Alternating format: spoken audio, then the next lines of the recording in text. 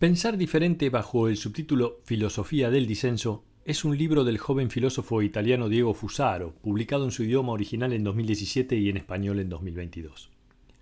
El fundamento de su libro es que vivimos en una sociedad que ha logrado aniquilar todo disenso y modelo alternativo, hasta el punto de dar forma a un pensamiento único que pretende haber conciliado lo posible con lo real. Diego Fusaro, además de filósofo, es un polemista con habitual presencia en medios tradicionales y digitales, pero sobre todo es un intelectual comprometido y apasionado que cruza los límites de lo considerado correcto, a izquierda y derecha del camino del pensamiento. Agudo crítico de la economía globalizada, del poder financiero y de las políticas neoliberales, también plantea un duro cuestionamiento a la nueva izquierda, que considera se ha despreocupado del histórico corazón del conflicto social, entre los de arriba y los de abajo. Pensar diferente es también aceptar la existencia del pensamiento diferente. De eso se trata la obra de Fusaro. El libro comienza con una cita de Goethe. Nadie es más esclavo que el que se cree libre sin serlo. La historia de la humanidad es la historia del disenso. Desde siempre, las personas se rebelan. Expresan un sentir diferente, cuya raíz semántica es la voz latina dissentio, y lo hacen para oponerse y protestar contra un orden establecido, o simplemente contra un sentir común, el consensus, que pretende ser lo único legítimo. Prometeo disintió frente a los dioses, Sócrates ante las leyes injustas, Espartaco ante la esclavitud. Disintieron Lutero y los herejes medievales, disintió el propio Cristo. Marx y Lenin disintieron, los revolucionarios franceses de 1789 y los rusos de 1917, y los disidentes contra el orden soviético, Mandela ante la segregación, Martin Luther King, el Che Guevara y Gandhi. Ha sido una constante en la historia humana. El disenso es un existencial, utilizando la categoría de Heidegger. En palabras de Albert Camus, el hombre es la única criatura que se niega a ser lo que es. El disenso se puede expresar de formas plurales, pero se unifica en decir que no al poder, a una situación dada o al orden simbólico. Y se unifica también en el anhelo de una historia alternativa. Revolución, rebelión, defección, protesta, revuelta, motín, antagonismo, desacuerdo, insubordinación, sedición, huelga, desobediencia, resistencia, sabotaje, sublevación, guerrilla, insurrección, agitación, boicot, son todas formas del disenso. Expresiones que tienen un punto en común, un sentir diferente ante el orden, el poder o el discurso dominante. El gesto típico de disentir es decir que no, pero el acto de disentir no se agota en el rechazo o la oposición. Al contrario, niega para afirmar y destituye para reconstruir. El rechazo es el primer momento de la dialéctica de disentir, su negativo. El siguiente momento, el positivo, es reconocer lo negado para configurarse como alternativa a la realidad existente. A diferencia del consenso, que puede ser pasivo y una mera aceptación inerte, el disenso solo se da como activo y afirmativo. Para Erich Fromm, los mitos fundantes de la cultura occidental se basan en el acto de disentir, la desobediencia como inicio de la historia humana, el disenso de Adán y Eva para las culturas judías y cristianas y la rebelión de Prometeo para la cultura griega.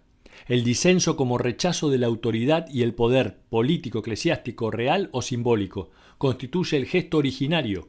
Por eso el poder en todas las épocas y todas sus configuraciones aspira más o menos abiertamente a suprimir el disenso, reprimiéndolo o impidiendo que surja. En sentido estricto, el disenso es una virtud de las políticas democráticas, dice Diego Fusaro. La democracia podría definirse como el gobierno que no solo acepta el disenso y no lo reprime, sino que además encuentra en el disenso su fortaleza y no su debilidad. La democracia es la forma política que permite la coexistencia entre individuo y comunidad, mayoría y minoría, sin que ninguna persona sea aplastada por la tiranía de la mayoría. Desde esta perspectiva, el disenso no corrompe al poder democrático, al contrario, lo fortalece, porque es un poder que se constituye en el juego dialógico. El disenso favorece al poder democrático, porque el objetivo de la democracia no es una sociedad sin oposición. Necesita el disenso, no puede renunciar a él. Cuando el disenso calla, la democracia debiera alarmarse. Contrariamente, el consenso no es un rasgo consustancial del régimen democrático. El consenso no es suficiente. Lo que es suficiente para la democracia es el disenso. Prueba de ello es que una dictadura cruel puede apoyarse en el consenso, pero nunca toleraría el disenso. Pero las configuraciones actuales de la sociedad de masa parecen cada vez menos democráticas, debido a tres factores: vaciamiento de la soberanía popular reemplazada por la voluntad de los mercados y los gobiernos tecnocráticos, la desigualdad social creciente y la atrofia generalizada de las formas del disenso, negando espacio al pensamiento opuesto. En nuestro tecnocapitalismo, donde las masas son manipuladas para construir un consenso pasivo, la capacidad para disentir está fisiológicamente debilitada.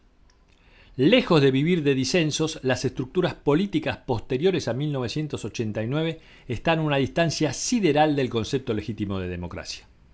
En el Leviatán, Hobbes sostenía que el poder absoluto del Estado no puede acceder a la conciencia individual, porque la conciencia es un territorio de la naturaleza al que ningún poder puede forzar.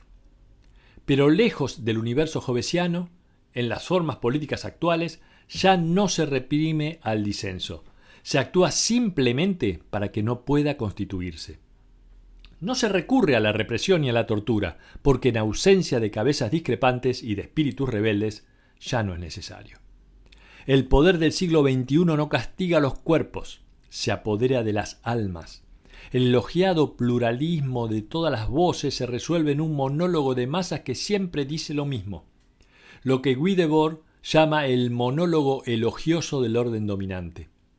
El sistema electoral de las modernas democracias occidentales ofrece la prueba más deprimente de esta pluralidad ficticia. Cualquiera que sea el resultado, sale ganando la ideología de lo mismo. John Stuart Mills calificó como despotismo de la costumbre a una especie de conformismo generalizado en el que todo el mundo piensa y siente del mismo modo. Una igualdad de irrelevancia, como la llamó Hegel. Todos sienten, piensan y quieren del mismo modo. La humanidad se divide en una multiplicidad de átomos cualitativamente iguales, sin identidad ni personalidad. El hombre sin identidad se convierte en la nueva figura antropológica hegemónica. Se trata de un ser humano flexible, por ende sin identidad, sin familia, sin conciencia opositora, desarraigado, sin trabajo estable, reducido al rango de átomo consumidor, individual y nómada, incapaz de comprender la explotación que sufre. Se trata de un homo inestabiles, estructuralmente desocupado y sin estabilidad ética, familiar, laboral o territorial. Una muchedumbre de seres cualitativamente iguales e intercambiables que solo piensan en disfrutar, indiferentes del destino de los otros, sin identidad ni tradiciones, sin fuerza crítica ni espesor cultural. Y por encima de ellos, casi imperceptible, un poder laxo y permisivo, blando y previsor, que los mantiene en la etapa de la infancia y en la inmadurez, ofreciendo diversión permanente y aliviándolos del esfuerzo de pensar.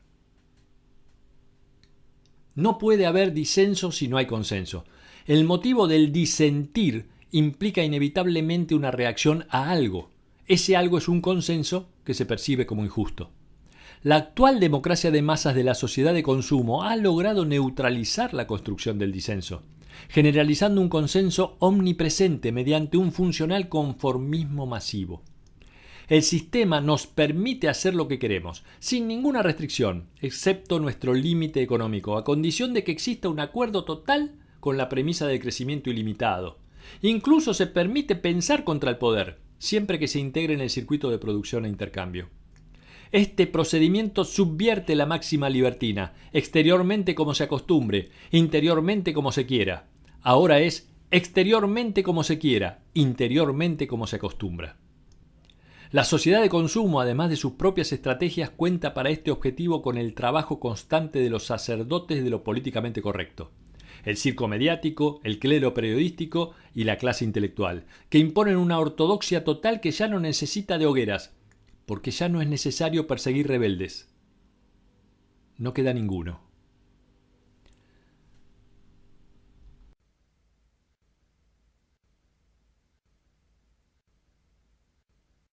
Dice Fusaro que para entender la génesis de este conformismo hay que regresar a 1989, año que marca la mayor tragedia geopolítica de la segunda mitad del siglo XX, la destrucción de los sistemas socialistas y la consecuente desaparición de la alternativa posible, que no derivó en el triunfo de la libertad para los millones de esclavos del despotismo comunista, según plantea la gran narrativa neoliberal actual. Antes de 1989 existía una división agonal entre dos visiones del mundo. Cada una de ellas mostraba las contradicciones de la otra, visibilizando mutuamente el carácter ideológico de ambas visiones. Era un escenario que ofrecía la posibilidad de idear perspectivas alternativas, inclusive más allá de ambos extremos. Pero la poco gloriosa caída del comunismo histórico marcó el triunfo de la ilimitada extensión del tecnocapitalismo, con su disparatado mito del crecimiento. Se reanudó entonces la marcha del capital y la reconfiguración de la tradicional y dialéctica lucha de clases para derivar en una verdadera masacre de clases. Una rebelión de las élites donde el amo recupera todo lo que el esclavo había conseguido mediante la organización y la lucha. La aristocracia financiera, la nueva élite neofeudal, lleva a cabo una ofensiva sin precedentes contra un esclavo precarizado y sin conciencia de clase. Se trata de la era del fin de la historia y la caída de las ideologías, que no es otra cosa que la supervivencia de una única ideología, la del pensamiento único neoliberal que santifica el orden existente y que paradójicamente tilda de ideológica toda visión disidente de ese pensamiento unidimensional, usando un término acuñado por Herbert Marcuse. El pensamiento único neoliberal se presenta como una visión natural y eterna, borrando su génesis histórico y social, y por esa razón borrando su condición ideológica. Sin historia, el presente se convierte en un destino eterno, y como el disenso es en esencia el cuestionamiento de lo que es, pero podría ser diferente, lo natural simplemente es lo que es, y en tanto natural no admite disenso. El rebaño de los últimos hombres sufre en silencio, sin que se despierte ninguna pasión. No aspiran ya a derrocar al orden que los domina.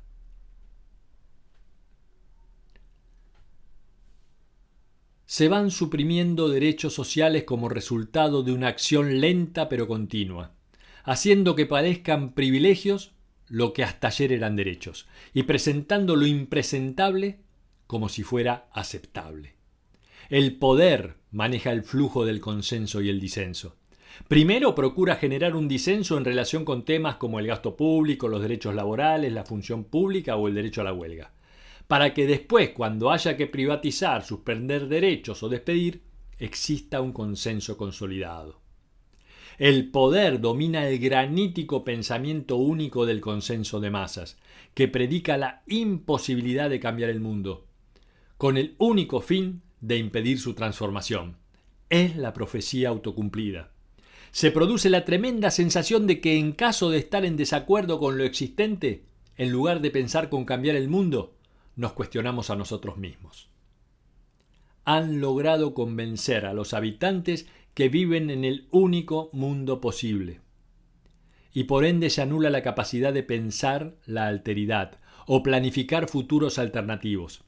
Así el poder puede aflojar el control sobre los cuerpos porque ya posee el dominio sobre las conciencias.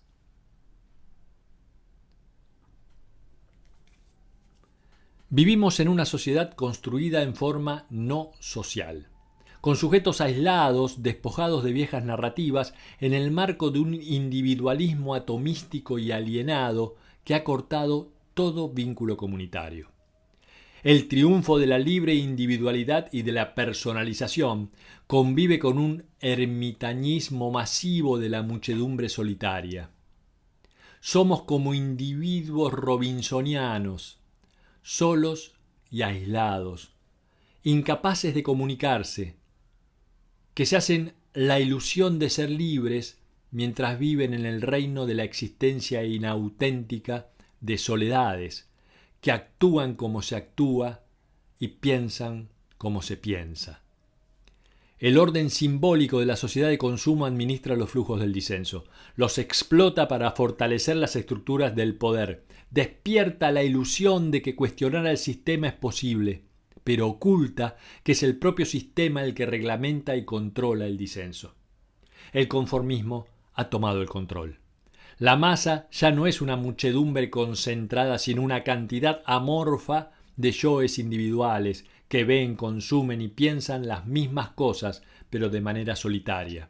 Masificación e individualismo coexisten. En la sociedad atomizada de masas se calcula, pero no se disiente. Se compran cosas, pero no se adquiere conciencia crítica. Es más, disentimos como el orden hegemónico quiere que disintamos. Un disenso controlado que no cuestiona el poder, lo acepta y lo confirma, creando una nueva figura, la del consenso en el disenso.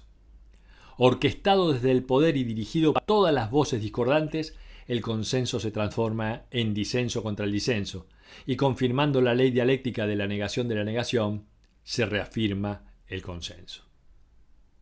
Prueba de ello es que el pensamiento único genera una identificación automática de quien disiente con el fanatismo económico actual, con el comunismo. Es suficiente criticar el orden económico para ser tildado de comunista, para que los llamados bombardeos humanitarios y los recortes de derechos sociales en nombre del eficientismo del mercado puedan ser aceptados pasiva y consensualmente. Es preciso calificar a los que disienten con los bombardeos como negadores de los derechos humanos y a los que disienten con los recortes sociales como defensores de privilegios. El paradigma sigue siendo la culpabilización eterna de la pasión utópica y de la esperanza. El monoteísmo de mercado se ha convertido en la única religión y para ello debe desautorizar a todas las demás. Para transformar el mundo en una superficie lisa donde las mercancías y los flujos financieros circulen sin oposición, el fanatismo económico debe aniquilar toda trascendencia, antagonismo y oposición.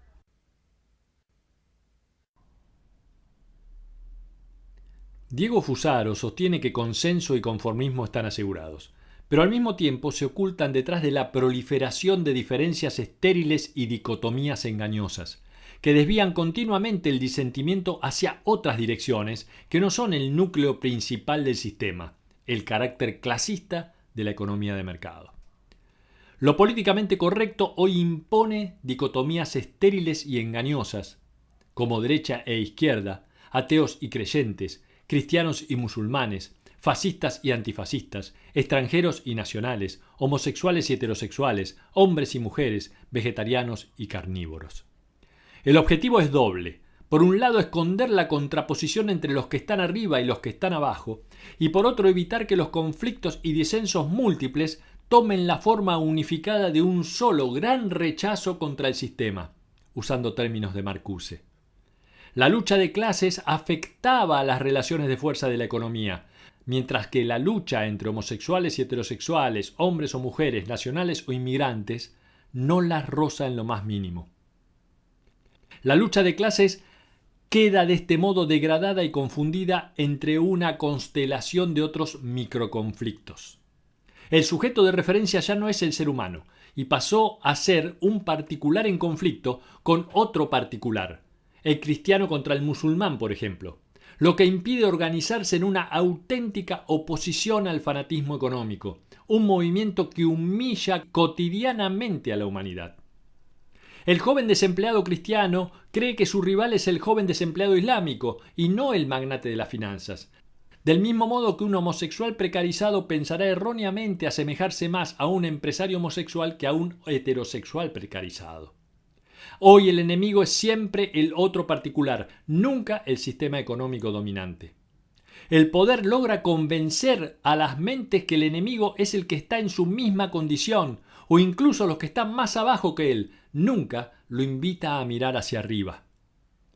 El gran rechazo al sistema queda disperso y fragmentado en miles de corrientes de oposiciones secundarias que desvían la atención de la contradicción principal.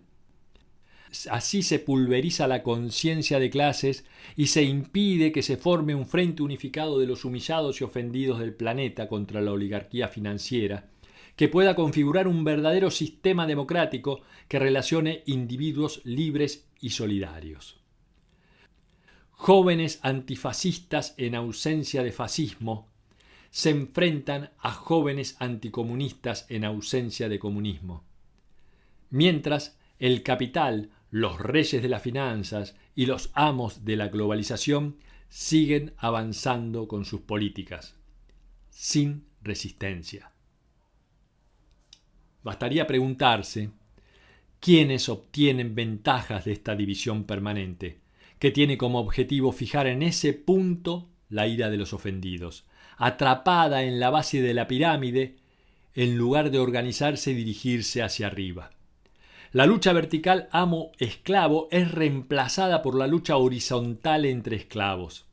Por eso la primera medida de una auténtica rebelión debería ser abandonar estas falsas dicotomías y tomar posición frente a la contradicción real.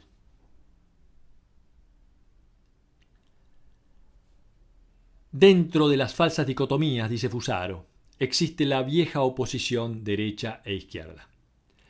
La llama falsa dicotomía porque el pensamiento único de las oligarquías financieras es de derecha en la economía, poder del dinero, es de centro en la política, poder del consenso, y es de izquierda en la cultura, poder innovador de la costumbre. Izquierda y derecha, después de recorrer gran parte de la modernidad transmitiendo dos visiones del mundo y alimentando un enfrentamiento agonal, ahora pueden considerarse intercambiables. El neoliberalismo es un águila bicéfala, derecha del dinero e izquierda de la costumbre. Una costumbre que se sostiene en base a la idea del goce e individualismo, relativismo y consumo, un estilo de vida necesario para reproducir el fundamentalismo del mercado. La derecha del dinero necesita del átomo social consumidor, despojado de pasiones utópicas, que no crea en nada excepto en el mercado. En el mismo sentido, la izquierda de la costumbre enaltece a un individuo aislado que se realiza a sí mismo de manera narcisista, disfrutando sin inhibiciones de una libertad entendida como su propiedad. Si la derecha del dinero, con la desregulación laboral, procura un trabajador durante toda su vida precario y por eso impedido de formar una familia, la izquierda de la costumbre justifica estos procesos deslegitimando a la familia como institución burguesa y obsoleta y glorificando la precariedad como estilo de vida. Si la derecha del dinero dice que los estados nacionales ya no tienen trascendencia, la izquierda de la costumbre alabará la mundialización, el turismo de masas y un falso multiculturalismo. Si la derecha del dinero dice que la sociedad no existe, la izquierda de la costumbre deslegitima las formas de comunidad, santificando el átomo individual provisto de derechos civiles y cultura narcisista. Si la derecha del dinero aspira a rebajar a la humanidad a un polvillo de soledades sin identidad ni profundidad cultural, la izquierda de la costumbre deslegitimará la idea misma de naturaleza humana. La izquierda de la costumbre, dice Fusaro, es la que administra el disenso contra todo lo que pueda limitar a la derecha del dinero. Un rol fundamental en la construcción del consenso de masas es el que desempeñan la clase intelectual, el clero periodístico y el circo mediático. El clero periodístico que no cree en nada pero habla de todo, glorificando siempre el monoteísmo de mercado, fomentando el odio a los oprimidos y el amor por los opresores. De organizadores del disentimiento se han convertido en duplicadores de lo existente, simples administradores del consenso, destinado a fortalecer el conformismo masivo. El rasgo común del conformismo masivo es la aspiración para suprimir las diferencias y las alternativas, de manera que, usando los términos de Heidegger y Marcuse, dominen la unidimensionalidad y la uniformidad. El nuevo orden no tolera estados nacionales, democráticos, idiomas nacionales, culturas, identidades, comunidades solidarias, visiones plurales del mundo, perspectivas críticas, movimientos de protestas verticales y, obviamente, tampoco tolera la conciencia de clase crítica. El capitalismo es heterófobo, dice Fusaro, no tolera la alteridad, la pluralidad ni lo diferente. Desea ver por todos lados la misma superficie lisa del mercado, una humanidad reducida a átomos sin identidad ni profundidad cultural, meros consumidores anglófonos sin capacidad de entender otra lengua que no sea la lengua cosificada de la economía. Una sociedad dividida en dos polos desiguales, esclavo precarizado y amo neofeudal.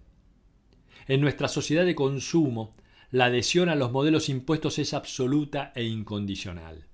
Acabamos deseando y soñando siempre y solo con lo existente, tal y como es.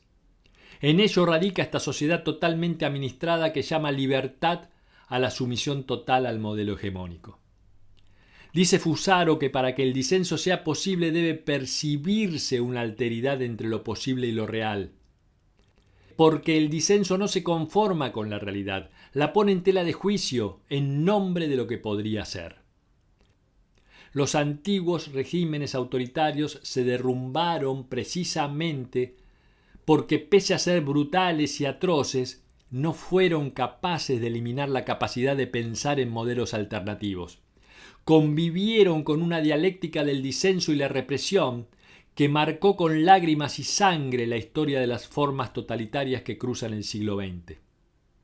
Hoy el poder ha cambiado y ya no se ejerce en la forma tradicional de la imposición autoritaria. Ahora se lleva a cabo disolviendo toda alternativa. Si consideramos que entre las definiciones posibles de democracia está la de un sistema que habilita la posibilidad de pensar y poner en práctica una alternativa a la realidad existente, el dispositivo gubernamental actual desmonta ese concepto de democracia, promoviendo una tecnocracia oligárquica eficiente. Las decisiones autoritarias que toman los amos de la globalización se presentan falsamente como situaciones objetivas de emergencia sin alternativa posible, sin negociación ni debate.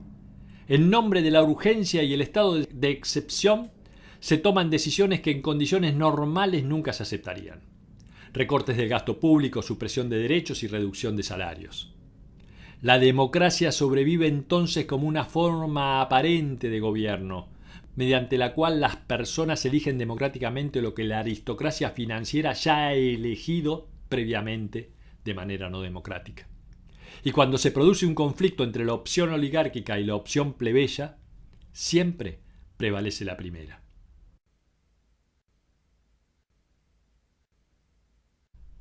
Aunque fue escrito como una crítica a la Unión Soviética, la novela 1984 de George Orwell parece denunciar una situación mucho más cercana a la realidad de nuestra sociedad de consumo actual, marcada por el conformismo masivo. La neolengua de 1984 es el único lenguaje que en lugar de aumentar disminuye, porque el empobrecimiento del léxico va en paralelo a la pérdida de conciencia. Al faltar palabras para expresar ideas y situaciones, el pensamiento se reduce hasta llegar a una mera reproducción del orden realmente existente. La neolengua tiene como único objetivo librarnos del esfuerzo de pensar, y su consecuencia es que confirmemos constantemente el orden establecido. Esto explica por qué la neolengua del siglo XXI es el inglés comercial que hablan los mercados, elevada a la categoría de lengua litúrgica sacralizada, que lo reduce todo al horizonte de sentido de la economía. Sprit, desregulación, gobernanza global, austeridad, revisión del gasto público y pacto fiscal son palabras supuestamente asépticas de la neolengua actual. La supresión de derechos es reformas estructurales. La época más ideológica de la historia humana se define como postideológica. La dictadura de los mercados es aclamada como democracia y los golpes de estado financieros como gobiernos técnicos. El que se opone a la gran narrativa dominante es silenciado como conspirador, el que critica la hegemonía es derrotista y el que no defiende los intereses de la élite es populista. Esta sociedad rencorosa, poblada de yoes fragmentados, no logra traducir su sentir en un programa colectivo y se disuelve en un sentimiento de impotencia y nunca se transforma en energía política organizada. En el mundo neoliberal, la política se reorganiza como una variable más del sistema económico. Hoy la política es la economía por otros medios. Abdica de su función autónoma y provoca un vacío que deja ausente todo debate racional sobre futuros alternativos.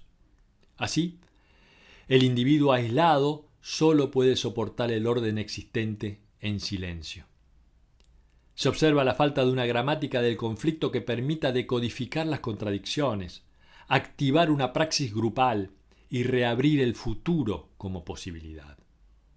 Esta ausencia se observa más en los más desposeídos, que despojados de todo, incluso de la conciencia de su condición, han metabolizado el gran mandamiento del ministerio de la verdad: no tendrás otra sociedad fuera de esta. Los nuevos esclavos, precarios, desempleados, explotados y mal pagados, viven el presente que los oprime como un destino irremediable, del que no es posible escapar. La absoluta imposibilidad de representar conceptualmente una alternativa transformadora se ha apoderado de la conciencia social. Cada uno es libre de querer y hacer lo que quiera, pero luego todos inexorablemente quieren y hacen lo mismo. La fragmentación de lo mismo da ilusión de pluralidad. Todo está permitido, excepto pensar y actuar en pos de una sociedad diferente. El proyecto de redención social ha sido abandonado a favor de la salvación individual. Evolución destructiva y narcisista del perfil individualista de la nueva izquierda, antiburguesa y ultracapitalista. Los derechos civiles, justos y nobles de por sí, se usan como arma de distracción para ocultar el triunfo total de las políticas neoliberales de desmantelamiento de los derechos sociales. Luchas de por sí justas, como la unión entre personas del mismo sexo, el feminismo o el ambientalismo, revelan, al estar separadas de la cuestión social, que una nueva cultura posburguesa y posproletaria ha abdicado de los valores centrados en la dignidad del trabajo y los derechos sociales.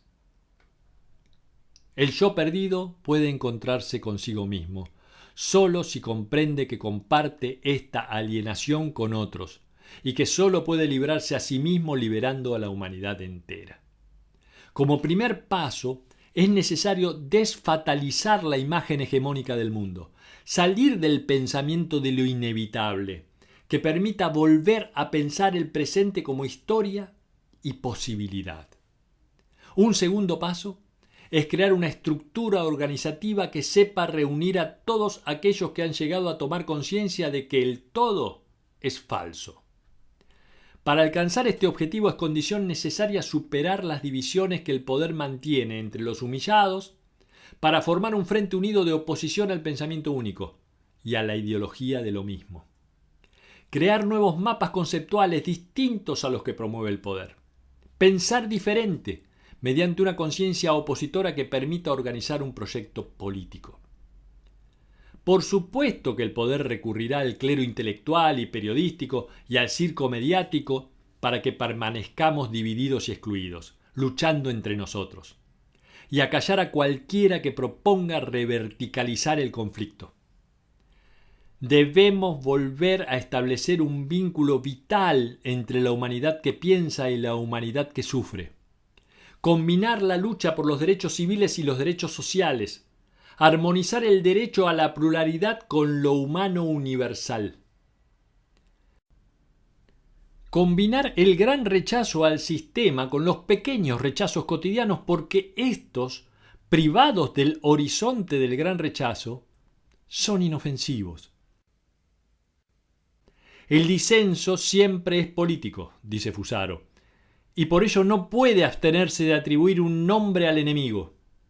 Y el enemigo es la sociedad de mercado en lo económico, el neoliberalismo en lo político, el individualismo relativista en lo filosófico y la monarquía del dólar en lo geopolítico. Como nos recuerda Hegel, el héroe es el que, aún despojado de todo, no se ha perdido a sí mismo. No siempre los rebeldes del disenso logran cambiar el mundo, pero el mundo nunca podrá cambiar a los verdaderos rebeldes.